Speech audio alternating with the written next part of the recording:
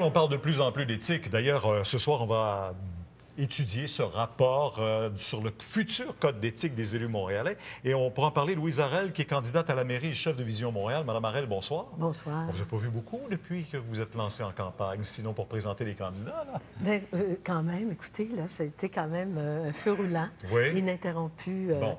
Alors, je suis contente d'être avec vous. Bien, ça me fait plaisir. Vous allez répondre à quelques-unes de nos questions ce soir. Oui. Entre autres, l'éthique, c'était au cœur de votre campagne à vous, là. Vous l'avez dit quand vous êtes entré en campagne électorale à Montréal. Bien, je pense que c'est au cœur aussi des préoccupations des Montréalais présentement.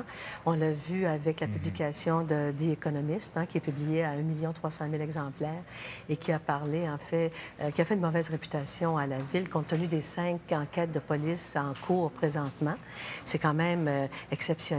Alors, je pense que les Montréalais s'attendent à ce que la question de l'éthique de leur élu soit au cœur de leurs préoccupations. Est-ce que Alors, vous trouvez ce soir, qu'on va assez loin dans le document qui est déposé là, pour étude?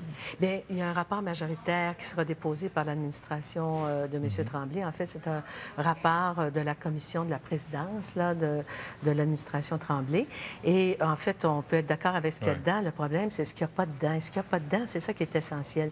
La nomination d'un commissaire à l'éthique, des sanctions également lorsqu'il y a infraction et aussi l'incompatibilité de fonctions parce qu'on ne peut pas en même temps exercer certaines fonctions qui, de toute évidence, nous mettent en conflit d'intérêts avec la fonction d'élu où on a décidé de changement de zonage et autres choses. Et puis l'après-mandat, vous savez que même à Québec, ils ont déposé un projet de loi ce printemps et surtout un rapport en juillet. Puis vous savez comment en juillet, tout passe inaperçu, presque. Bien, en juillet, ça a failli passer inaperçu, même en haut aussi. Il y a des choses qui passent presque inaperçues. Entre autres, vous avez reçu la semaine dernière sur un bateau à Montréal des gens qui sont venus porter une contribution. On a vu ce reportage jeudi passé. Oui. Des gens qui ont payé une forte contribution. Ont payé combien pour aller sur le bateau avec l'équivalent de ce qui est permis par la loi électorale au municipal, c'est moins qu'à Québec ou à Ottawa. Ça veut dire à Québec, c'est 3 000. Oui. Puis au municipal, le maximum, c'est 1 000. Mais vous savez,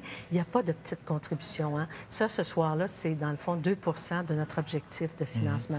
Il y a 98 Mais qui nous a invité à cette c'est intéressant. C'était, si vous voulez, le bateau croisière non, mais qui vous avez invité à ce moment-là? Des gens d'affaires, des gens de... Entre autres choses, oui. Mais en fait, des gens qui pensent qu'il faille financer la démocratie, que si on ne la finance pas directement, d'autres prennent la place. Et vous avez ramassé combien dans une soirée comme ça? Vous voyez, il y avait 35 personnes. C'est un maximum. Le pont supérieur ne peut pas en prendre plus. Mais j'insiste sur une chose qui m'apparaît extrêmement importante. C'est que à Vision Montréal, tout donateur et le montant d'argent va être affiché. Quand? Parce que vous aviez dit ça aussi au mois de juin quand vous avez lancé votre campagne. Vous avez dit, on va voir ça sur notre site Internet? Oui. Est-ce que ça va être là avant la campagne ou avant l'élection? Vous êtes conscient, M. Bruno, qu'il faille, puis c'est bien important, parce que les gens qui nous écoutent doivent comprendre que pour financer, il faut habiter Montréal.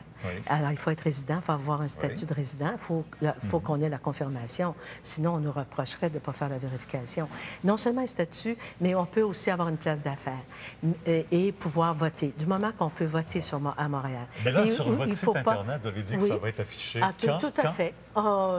Écoutez, j'étais encore en discussion avec les responsables de l'organisation du site et de manière à ce que, ma foi, les vérifications ont été faites. Mais moi, je m'y suis engagée. Ça va être le mieux possible et le plus vite possible. Et ça sera fait. Mais je vais vous dire une chose, monsieur. Oui. Dans les jours qui viennent. Mais j'espère que tous les partis politiques vont faire de même. Ça, c'est extrêmement important. Alors, je m'y suis engagée et ça va être fait. La lutte est lancée, je voudrais aussi que ça soit fait par M. Tremblay. Je le mets au défi avec son parti. La lutte est lancée, Mme. Bien, écoutez, chose certaine, ce soir aussi, on va en parler parce que nous, on a déposé un rapport qui dit qu'il faut aller beaucoup plus loin dans l'encadrement et le code d'éthique. On ne peut pas en rester juste à ce qui nous est proposé. On verra ça. Merci beaucoup. Merci, Mme Arel. Au revoir.